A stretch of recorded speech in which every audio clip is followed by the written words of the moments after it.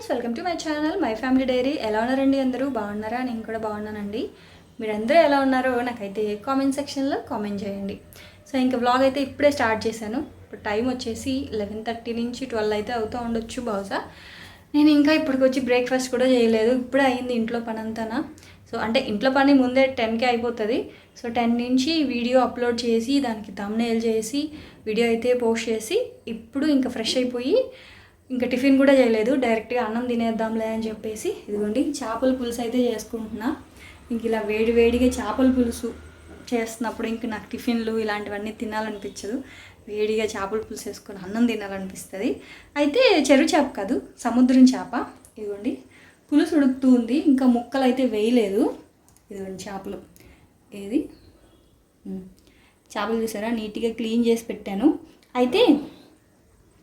అయితే ఆ చేపల్లో 4 రకాల చేపలు ఉన్నాయి, చూపిస్తాను.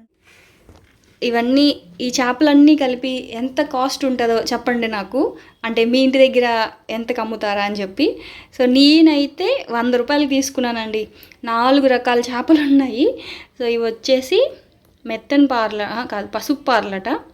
కొంచెం పసుపుగా ఉన్నాయి కదా, లైట్గా గోల్డ్ కలర్ షైనింగ్ వస్తుంది. సో ఇవి వచ్చేసి పసుపు పార్లు, ఇవి వచ్చేసి మెత్తని పార్లు, అంటే కొంచెం మెత్తగా ఉంటాయి. ఇవి మాత్రం చాలా గట్టిగా ఉన్నాయండి.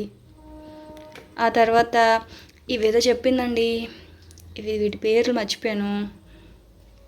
ఇవే గురసలా కాదు, ఇవేదో పేర్లు చెప్పిందండి, మర్చిపోయాను. ఆ తర్వాత ఇవి వచ్చేసి ఇసుక దంతులు. మొత్తం 4 రకాలు, అన్ని సముద్రం చేపలే. సో ఈ చేపలు పులుసుకి చాలా బాగుంటాయి, వేపుడు కంటే కూడా. ఇవి వేపుడికి బాగుంటాయి అన్నమాట. సో ఇప్పుడు అన్ని రకాల చేపలు వేసి నేనైతే పులుసు పెడుతున్నాను. వేసేద్దాం. పులుసు చూసారా, మీకు చేపల పులుసు రెసిపీ చాలాసార్లు చూపించాను కదా, అందుకే రెసిపీ షేర్ చేయట్లా. సో త్వరగా చేసేసాను. అంటే ఇంకా టిఫిన్ చేయలేదు కదా, తినేద్దాం అని చెప్పి త్వరగా చేసుకుంటా ఉన్నాను అనమాట. అందుకే కొంచెం అంటే చేపలు ఎక్కువ ఉన్నాయి కదా అని చెప్పేసి కొంచెం పెద్దది పెట్టాను. 100 రూపాయలు మేలే కదా, అసలు ఎప్పుడు ఇవ్వదు ఆవిడ ఇన్ని చేపలు. ఫస్ట్ టైం ఇచ్చింది. అలాంటి చేపలు ఫ్రెష్గా లేవా అనుకోకండి, చాలా బాగున్నాయి. చూస్తున్నారు, చాలా గట్టిగా ఉన్నాయి చేప కూడా. ఇదిగోండి చాలా గట్టిగా ఉంది పీస్ కూడా. సో అన్ని పులుసు బాగుంటాయని చెప్పి పులుసు అయితే ఇలా పెట్టేశాను, మరగాలి, మూత పెట్టేసా.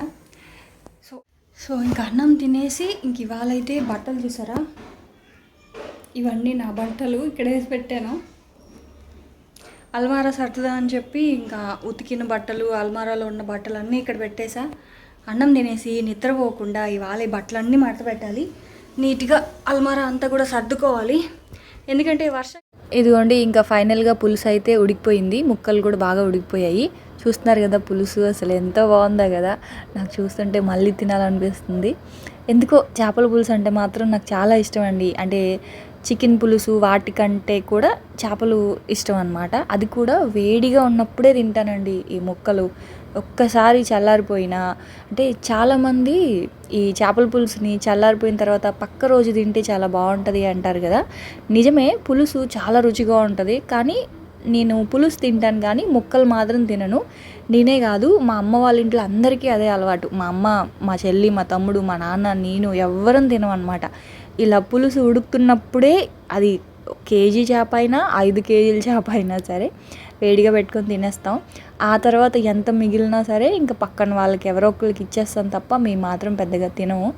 అది అలవాటైపోయింది నాకు.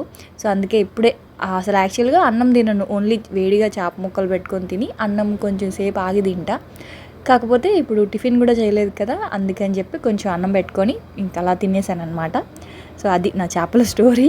సో తినేసిన తర్వాత ఇంకా ఎంత నిద్రపోకూడదు అనుకున్నా సరే ఒక 1/2 అవర్ మాత్రం ఇంకా అలా నిద్ర వచ్చేసిందండి.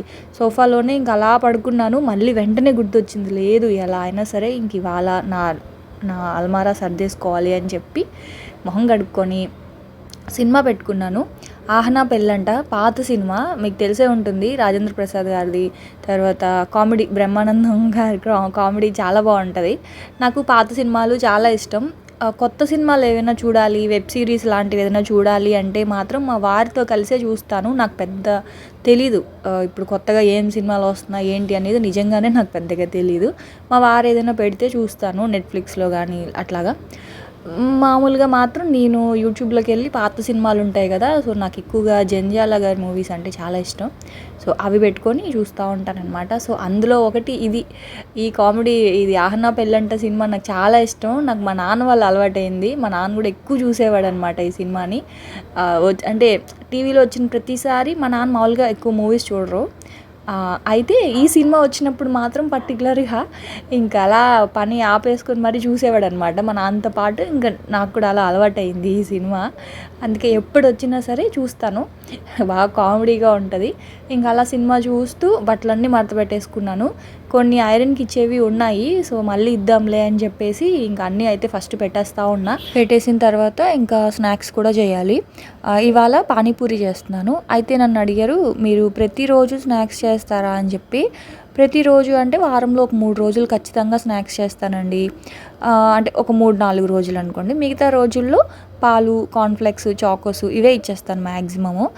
కానీ ఒక 3-4 డేస్ మాత్రం ఖచ్చితంగా చేస్తాను. అందులో ఖచ్చితంగా ఒక రోజు పాస్తా ఉంటుంది. మిగతా 3 రోజులు ఏదైనా వెరైటీ చేస్తూ ఉంటా. అప్పుడు మాత్రమే వీడియో షూట్ చేస్తాను అనమాట, అంటే స్నాక్స్. సో అంటే రోజు మార్చి రోజు స్నాక్, ఒక రోజేమో పాలు చాకోస్ అలా పెడుతూ ఉంటా. ఇంక ఇవాళేమో పానీపూరి చేస్తున్నాను. మామూలుగా పానీపూరి మనం బంగాళదుంప కర్రీ లేదంటే గ్రీన్ పీస్ బఠానీ కర్రీ పెడతాం కదా. సో గ్రీన్ పీస్ ఉంటే, నేను బఠానీ కంటే కూడా ఎక్కువ గ్రీన్ పీసే వాడతాను. సో గ్రీన్ పీస్ ఉంటే గ్రీన్ పీస్ ఉడకబెడతాను నానబెట్టి. గ్రీన్ పీస్ లేకపోతే ఇదిగోండి కాబూలీ చెన్న కానీ, నార్మల్ చెన్న కానీ, తర్వాత బొబ్బర్లు, శనగలు, ఆ తర్వాత రాజ్మా, సోయా, ఏవైనా సరే పప్పులు ఉంటే అవి నానబెట్టేసి దాంట్లో ఒక 2 బంగాళదుంపలు వేసి ఉడకబెట్టేసేస్తే అయిపోద్ది. నేను ముందుగానే ఉడకబెట్టేశాను. ఉడకబెట్టేసిన తర్వాత ఇదిగోండి ఇప్పుడు అందులో కాస్త బ్లాక్ సాల్ట్, కొంచెం నార్మల్ సాల్ట్, కొంచెం కారం కలిపేసి మొత్తం అంతా మిక్స్ చేసేసుకుంటే పానీపూరి లోపల స్టఫింగ్ అయితే రెడీ అయిపోతుంది. పానీపూరి ఏమి అంత జంక్ ఫుడ్ అయితే ఏం కాదండి. బయట తినడం వల్ల అది జంక్ ఫుడ్ అని చెప్పేసి ఒక పేరు అయితే వచ్చేసింది. సో ఇంట్లో ఇప్పుడు అందులో మనం వేసిన బంగాళదుంప కావచ్చు, నల్ల శనగలు కావచ్చు, హెల్దీయే కదా. ఆ తర్వాత ఇప్పుడు పానీ వేస్తాం, అంటే పానీపూరిలో పానీ, అది కూడా అన్నీ మంచిగా ఇంట్లో మనం రసం పెట్టుకుంటాం కదా, అందులో ఏమేమి వేస్తామో ఇందులో కూడా అవే కదండి వేస్తాము. సో ఇంట్లో చేసుకుంటే మాత్రం పానీపూరి హెల్దీ అండి నాకు తెలిసినంత వరకు. సో రసం ఎలా చేస్తున్నానంటే, పానీపూరిలో పానీ, కొత్తిమీర, పుదీనా తీసుకున్నాను, 2 సమానంగా తీసుకున్నాను. 1 స్పూన్ జీలకర్ర అయితే తీసుకున్నాను. ఆ తర్వాత రుచికి సరిపడా సాల్ట్ అయితే తీసుకున్నాను. ఆ తర్వాత ఇది బ్లాక్ సాల్ట్ ఒక 1/2 స్పూను లేదా 1/2 స్పూను మీరు తినే టేస్ట్ని బట్టి వేసుకోండి. ఆ తర్వాత ఇది వచ్చేసి ఇంగువ. లాస్ట్ టైం నేను 5 వెరైటీస్ పానీపూరి చేశాను కదా, అందులో ఇంగువ ఫ్లేవర్ నాకు చాలా బాగా నచ్చింది. అందుకే ఇంగువ ఫ్లేవర్ వేసుకుంటున్నా ఒక 1/2 స్పూను. మీకు నచ్చితే వేసుకోండి, నచ్చకపోతే ఇంగువ స్కిప్ చేసుకోవచ్చు. కారానికి సరిపడా పచ్చిమిర్చి, నేనైతే ఒక 4 పచ్చిమిరపకాయలు, ఒక 5-6 వెల్లుల్లి రెబ్బలు. ఇక్కడ మీకు ఒకటి చెప్పాలి, మీకు ఏ ఫ్లేవర్ ఎక్కువగా తీసుకోవాలి అంటే నచ్చితే ఆ ఫ్లేవర్ ఎక్కువగా హైలైట్ చేసుకోండి. ఇంకొక స్పూన్ మ్యాంగో పౌడర్ వేసుకున్నాను, అంటే ఆమ్చూర్ పౌడర్ అనమాట. మీకు ఇప్పుడు పుదీనా ఫ్లేవర్ ఎక్కువ తినాలి నచ్చింది అనుకోండి, పుదీనా కొత్తిమీరని కొంచెం తగ్గించి పుదీనాని ఎక్కువ వేసుకోండి. లేదు వెల్లుల్లిపాయ ఎక్కువ నచ్చింది అంటే వెల్లుల్లిపాయ వేసుకోండి. అలానే పచ్చిమిర్చి మాత్రం ఎక్కువ వేసుకోకండి, కారం ఎక్కువ అయిపోద్ది. జీలకర్ర కావాలి అనుకుంటే జీలకర్ర ఎక్కువ వేసుకోండి. అలాగా మీకు ఏ ఫ్లేవర్ కావాలంటే ఆ ఫ్లేవర్ని ఎక్కువగా వేసుకొని కొంచెం వాటర్ వేసి మిక్సీలో పేస్ట్ లాగా చేసుకొని ఒక పెద్ద నిమ్మకాయ సైజ్ అంత చింతపండులో నుంచి తీసిన రసంలో ఈ కొత్తిమీర పేస్ట్ అంతా వేసేసేయండి. అంతే, పానీ రెడీ అయిపోద్ది. ఒకసారి సాల్ట్ అయితే చెక్ చేసుకోండి. సాల్ట్ ఇదిగోండి, ఈ మాత్రం చింతపండులో నుంచి రసం తీసాను. నేను మ్యాంగో పౌడర్ 1 స్పూన్ అయితే వేసుకున్నాను. ఒకవేళ మీ దగ్గర మ్యాంగో పౌడర్ లేదనుకోండి, ఆ చింతపండు రసమే కొంచెం ఎక్కువ తీసుకోండి, అంటే చింతపండు ఇంకాస్త ఎక్కువ తీసుకోండి. లేదు అనుకుంటే నిమ్మరసం పిండుకోండి లాస్ట్లో, అంటే నిమ్మకాయ ఫ్లేవర్ కూడా పానీపూరికి బాగుంటుంది అనమాట. సో ఏమీ లేవు, నిమ్మకాయ కూడా లేదు, ఆ తర్వాత మ్యాంగో పౌడర్ కూడా లేదు అనుకుంటే చింతపండు రసం ఒకటైనా పర్వాలేదు. అంతేనండి. మనం అందులో బ్లాక్ సాల్ట్ వేసాం కదా, సో బ్లాక్ సాల్ట్ ఫ్లేవర్ అనేది చాలా బాగుందండి. డీమార్ట్లో అమ్ముతున్నారు, ఎవరైనా తెలియని వాళ్ళు ఎవరైనా ఉంటే తెచ్చుకోండి. ఈ పానీపూరి రెసిపీస్కి, ఇట్లా చాట్ రెసిపీస్కి బ్లాక్ సాల్ట్ చాలా బాగుంది. ఇంక ఇదిగోండి మా పిల్లలకి అయితే పెట్టేస్తూ ఉన్నాను.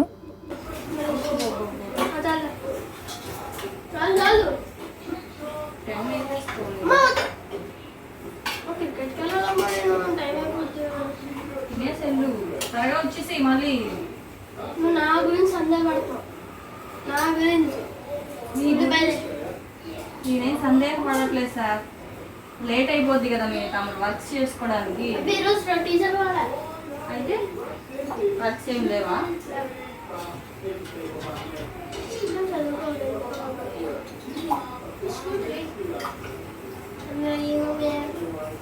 ఉండరా వెయ్యద్దా?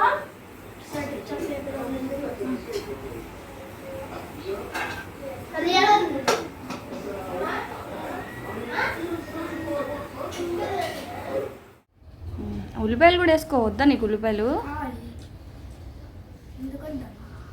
అయితే చెన్నా నచ్చిందా? గ్రీన్ పీస్ బాగాలేదా? మరి అప్పుడు సూపర్ ఉందని చెప్పి అన్నారు.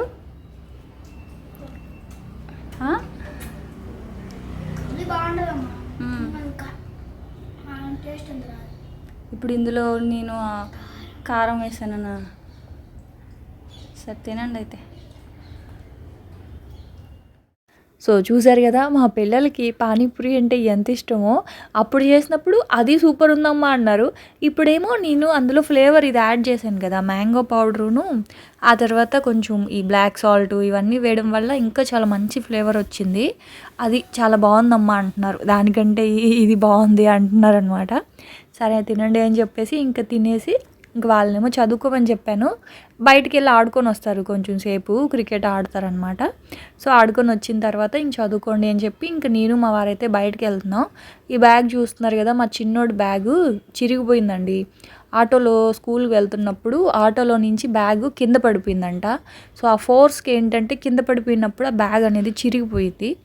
ఇంకా కొత్త బ్యాగ్, మా వారేమో కొత్త బ్యాగ్ కొందాం అంటున్నారు. నేనేమో ఎందుకు, దానికి కుట్లు వేస్తే బాగుంది, చాలా గట్టి బ్యాగ్ అండి అది, ఇంకా ఎందుకు మార్చడం అని చెప్పేసి నేనేమో వద్దు, కుట్లు వేద్దాము, అయితే అయినట్టు లేదంటే కొత్త బ్యాగ్ కొందాంలే అని చెప్పేసి ఇంక బయటకైతే వచ్చాము.